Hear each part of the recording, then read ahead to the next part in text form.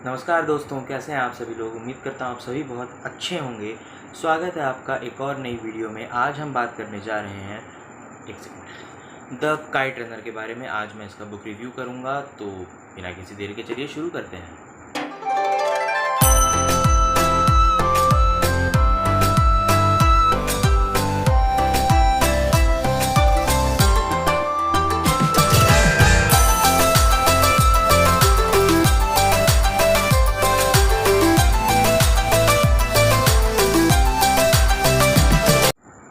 तो सबसे पहले बात कर लेते हैं वर्ड ऑफ द डे के बारे में। वर्ड ऑफ द डे है गोरी। नहीं, हिंदी वाला गोरी नहीं, इंग्लिश वाला गोरी। GORY, गोरी। यार ये बड़ी सही चीज़ है।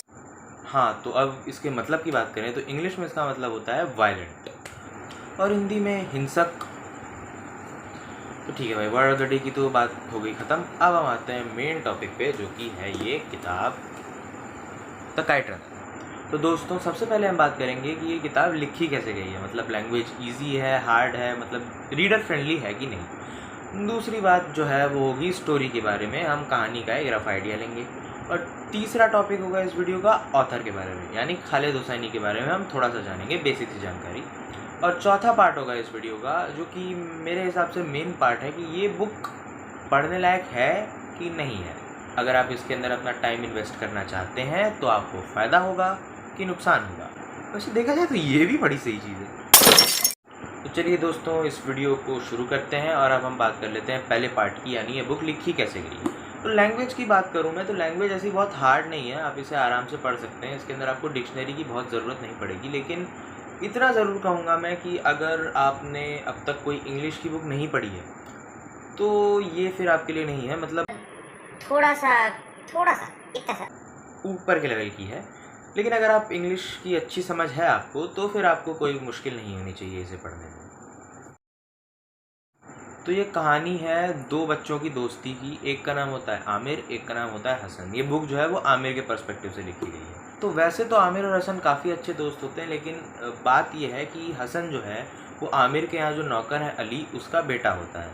तो जो सोशल डिफरेंस है दोनों के बीच में, पैसे को लेके और ओहदे को लेके भी, क्योंकि अफ़गान सोसाइटी जो है, अफ़गानिस्तान की सोसाइटी, उसमें दरअसल जैसे कि इंडिया में भी आप देख लीजिए, कास्ट को लेके बहुत पंगे चलते रहते हैं।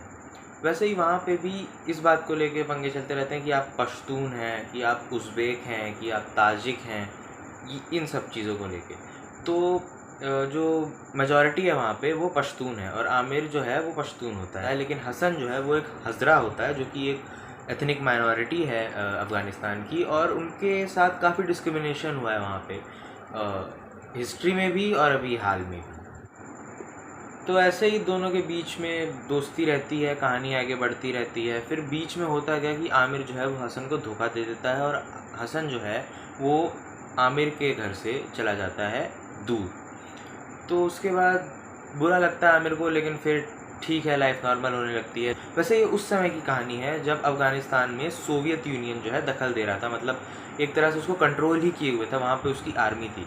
तो जो मुजाहिदीन थे, या फिर जिनको आप कह सकते हैं जिहादी वॉरियर्स जो थे, वो जो है सोवियत के ख़िलाफ़, जिनको इसमें शोरावी कहा गया है, तो उनके ख़िलाफ़ जो है वो लड़ रहे थे। तो जब लड़ाई धीरे धीरे काबुल की तरफ आने लगी, तो हुआ क्या कि आमिर और उसके पिता, जिनको इस बुक में ज़्यादातर बाबा कहा गया है क्योंकि आमिर के पर्सपेक्टिव से लिखी गई है, वो सोचते हैं कि भाई अब अफ़गानिस्तान छोड़ देना चाहिए। तो वो लोग एक ऑयल टैंकर में छुप के किसी तरह पाकिस्तान पहुंच जाते हैं, और वहाँ से जब उनका वीज़ा हो जाता है तो वो चले जाते हैं अमेरिका। और जब वो लोग अमेरिका पहुंचते हैं, उसके कुछ सालों बाद जो है तालिबान का रूल हो जाता है अफ़गानिस्तान के ऊपर। जो उनकी 1996 से 2001 का रूल था अफ़गानिस्तान के ऊपर, वो पीरियड आ जाता है। और इसी पीरियड के बीच में ऐसी सिचुएशन बनती है कि आमिर को जाना पड़ता है अफ़गानिस्तान, अमेरिका छोड़ के। और वो क्यों बनती है सिचुएशन, ये तो भाई अब बुक पढ़ेंगे तभी पता चलेगा, सब तो मैं बताऊँगा नहीं। और वहाँ से कैसे लौटता है, वो क्या होता है, ये सब जो है ये इस बुक के अंदर लिखा गया है। और इस बुक में जो तालिबानी रूल था जो अफ़गानिस्तान के अंदर, वो कैसे कैसे अत्याचार करते थे, कैसा मतलब डर का माहौल था वहाँ पे, उसको बहुत अच्छी तरीके से बताया हुआ है। और जैसा कि अभी हाल में आपने सुना होगा कि तालिबान ने फिर से अफ़गानिस्तान के ऊपर जो है कब्ज़ा कर लिया है, तो ये रेलेवेंट बुक भी है अभी हाल के हिसाब से देखा जाए तो अब हम बात कर लेते हैं इस किताब के राइटर के बारे में, यानी खालिद हुसैनी के बारे में। खालिद हुसैनी जो हैं वो एक अमेरिकन अफ़गान राइटर हैं। उनका जन्म काबुल में हुआ था, लेकिन फिर वो अमेरिका चले गए, तो मतलब उनकी अब सिटीज़नशिप जो है वो वहाँ की है। तो उन्होंने जो किताबें लिखी हैं वो ज़्यादातर इसी टॉपिक पे हैं कि अफ़गानिस्तान के अंदर जो भी चीज़ें चलती रही हैं, जैसे तालिबान का रूल आ गया था बीच में, तो इन्हीं सारे टॉपिक्स में उनकी किताब है। उनकी काइट रनर के अलावा एक और बहुत फेमस किताब है अ थाउजेंड स्प्लेंडेड सन्स, वो भी अभी मैं पढ़ रहा हूँ। अगर आपको चाहिए तो भाई उसका रिव्यू भी मैं बना दूंगा, मेरा क्या। अपने को क्या, अपने को सिर्फ पानी निकालना है। और एक और उनकी थोड़ी फेमस किताब है, हालांकि ये इन दोनों किताबों से थोड़ी कम फेमस है, खैर उसका नाम है and the mountains E code. वो भी मेरे पास है, लेकिन वो अभी मैंने पढ़ना शुरू नहीं की है। और एक और बात मैं बोलना चाहूँगा कि अगर आपने इन तीनों किताबों की अनबॉक्सिंग नहीं देखी है तो यहाँ पे आपको आई बटन पे वहाँ जाने का रास्ता मिल जाएगा, आप वहाँ पे जाके उसको देख लीजिए। और ऐसा ही एक आई बटन आपको वीडियो की शुरुआत में भी आया होगा, लेकिन मैं भी यही करता हूँ, आपने भी यही किया होगा, आपने उसे इग्नोर कर दिया होगा, तो अब याद दिला दिया है, अब देख लीजिएगा। तो अब इस वीडियो का मेन पार्ट कि ये बुक पढ़नी चाहिए कि नहीं पढ़नी चाहिए।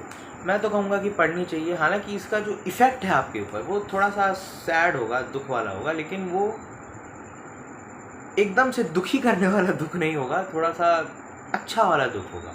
अरे कहना क्या चाहते हो? पता नहीं आप समझ पा रहे हैं कि नहीं, लेकिन अब उसके लिए तो आपको पढ़ना पड़ेगा, क्योंकि ये अलग ही लेवल की किताब है। मतलब अगर बुक थीफ पढ़ी है, अगर आप में से किसी ने भी बुक थीफ पढ़ी है, तो मैं ये कहूँगा कि उस लेवल की किताब है, बुक थीफ के लेवल की किताब है। तो अगर आपने बुक थीफ नहीं पढ़ी है तो भी कोई बात नहीं, आप इसे पहले पढ़ सकते हैं, दोनों कनेक्टेड नहीं है। मैं बस ये कहूँगा कि जो थोड़ा बहुत मुझे लगा कि जो थीम है या जो इफ़ेक्ट पड़ता है वो सेम है।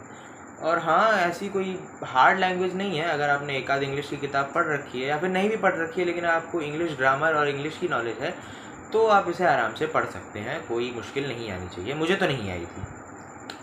तो इसी के साथ जो है मैं ये वीडियो ख़त्म करता हूँ। उम्मीद करता हूँ आप सभी को ये वीडियो अच्छी लगी होगी। अगर लगी तो वीडियो को लाइक करके शेयर मत करना यार, नहीं शेयर मत। हो गई आज की वीडियो।